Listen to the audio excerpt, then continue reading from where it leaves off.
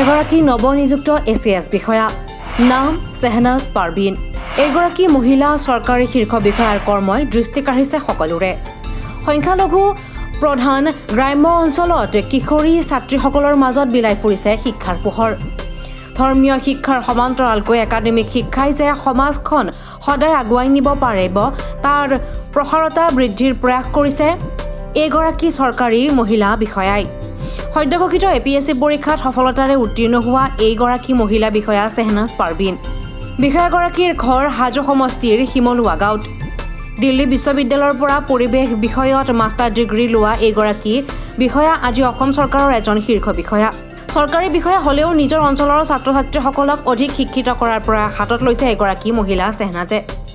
বিশেষকৈ সংখ্যালঘু প্ৰধান অঞ্চলত স্ত্ৰী শিক্ষা অধিক শক্তিশালী কৰাৰ প্ৰয়াস কৰিছে এইগৰাকী মহিলাই। বিষয়াগৰাকীয়ে নিজ অঞ্চলৰ কিশোৰীসকলক লগত লৈ শিক্ষাই যে সমাজখন সলনি কৰিব পাৰে তাক বুজাই দিব বিচাৰিছে। বিশেষকৈ অঞ্চলটোৰ ছাত্ৰীসকলক শিক্ষাৰ ক্ষেত্ৰত প্ৰতিটো সময়ত আধুনিক শিক্ষাৰ লগত ফেৰ মাৰিব পৰাকৈ প্ৰতিটো সময়ত সহায়ৰ বাবে সাজু বুলি উল্লেখ কৰিছে। আনহাতে নিজৰ সন্তানৰ এনে যোগাত্মক মনোবৃত্তি দেখি গৌৰৱবোধ কৰিছে নিজ পিতৃ মাতৃয়ে। যিটো সময়ত একাংশ ইছলামিক দেশত নাৰী শিক্ষাৰ সম্পূৰ্ণৰূপে নিষিদ্ধ কৰা হৈছে তেনে সময়ত এগৰাকী মুছলমান চৰকাৰী বিষয়াৰ এনে প্ৰচেষ্টাক শলাগ লৈছে সকলোৱে। আচলতে বহুত ডাঙৰ সাধনা বুলিয়ে ক'ব লাগিব। মানে মোৰ ছোৱালী মই সঁচাকৈ কওঁ বহুত বেছি চোকা নহয়, কিন্তু তাইৰ এটা এইম আছিল আৰু যোনে ৰেগুলাৰভাৱে সেই এইমটো মানে পূৰা কৰিবৰ কাৰণে দিনে ৰাতিয়ে ভাবি থাকে সেইটোহে মানে সফল হয় বুলি মই ভাবোঁ। ধৰ্মৰ মই শিক্ষা দিছোঁ ধৰ্মৰ, কিন্তু মই বহুত মানে আধুনিকভাৱে মই ধৰ্মটো মানো আৰু ধৰ্ম আছিলে এতিয়াও আছে, কিন্তু আমি সদায় অলপমান পিয়'ৰ হৈ আহিব লাগে। সেই মানে কুসংস্কাৰটো নালাগে। মই শিক্ষাটো ৰাখি মাজত ৰাখি সদায় মই ধৰ্মটো দিছোঁ যে তাই যিটো ধৰ্ম তাই সেইটো তাই কৰিবই, সময়ৰ লগে লগেতো সলনি হয়ে। সেইটোতো হয়ে, একাডেমিক শিক্ষাও দিছে।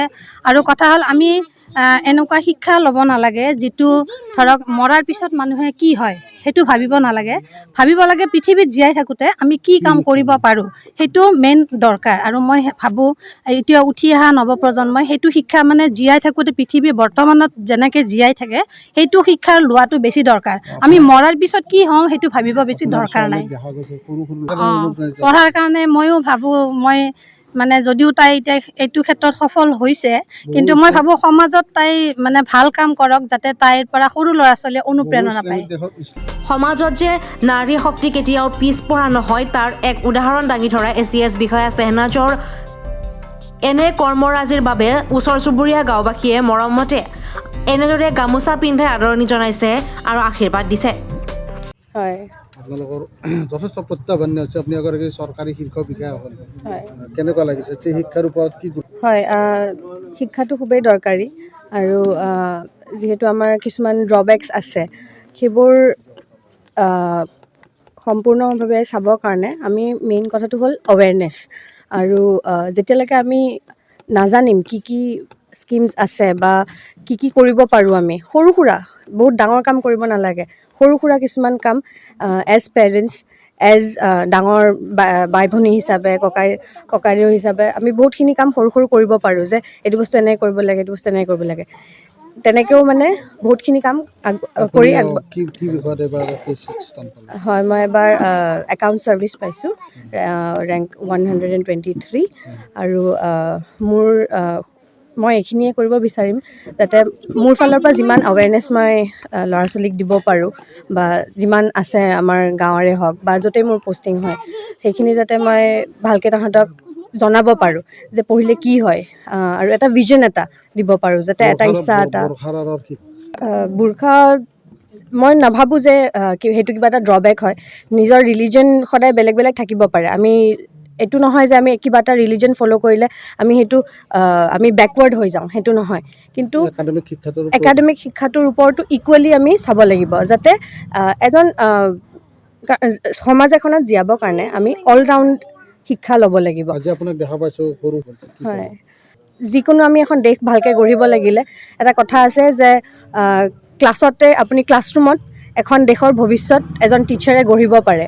গতিকে সেই সৰু সৰু ল'ৰা ছোৱালীবিলাকৰ যদি এতিয়াৰ পৰা যদি শিক্ষা গঢ়টো দিয়া যায়, সেইবোৰে আগত গৈ পেলাই আৰু বহুত ভাল কাম কৰিব পাৰিব ইন ফিউচাৰ।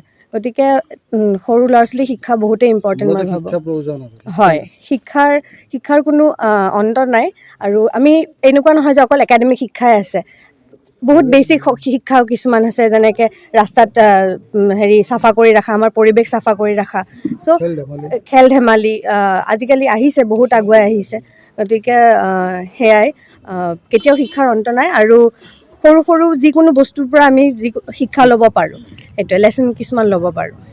হাজোৰ পৰা প্ৰাঞ্জল কলিতাৰ ৰিপৰ্ট DA 365।